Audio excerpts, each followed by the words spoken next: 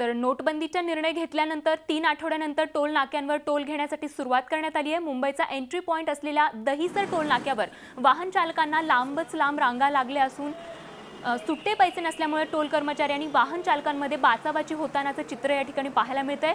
त्यात टोल नाक्यावर swipe machine कार्यान्वित नाहीये, त्यामुळे डेबिट आणि क्रेडिट कार्ड असूनही वाहन चालकांना कार्ड स्वॅप करता येत नाहीये।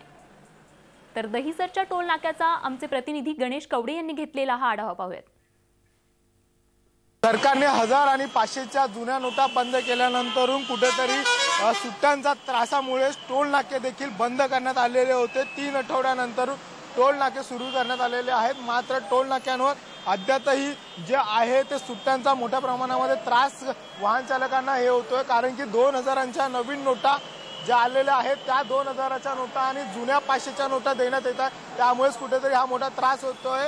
एकंदरीत टोल नाक्यावर माझ्या हातामध्ये तुम्ही जे कार्ड बघतायत हे कार्ड देखील 350 रुपयाचं एक कार्ड आहे। हे कार्ड टोल नाक्याकडून दिलं जाते आणि ह्या कार्डावर 10 वेळेस तुम्ही प्रवास करू शकता असं देखील हे टोल नाका सांगितले, कारण की ह्या 2000च्या ज्या नोटा आहेत त्या 2000च्या नोटांमुळेच कुठेतरी ग्राहकांमध्ये आणि टोल नाक्यावरील कर्मचारी यांच्यामध्ये तूतू आणि मेमे मोठ्या प्रमाणामध्ये दिसून येत आहे।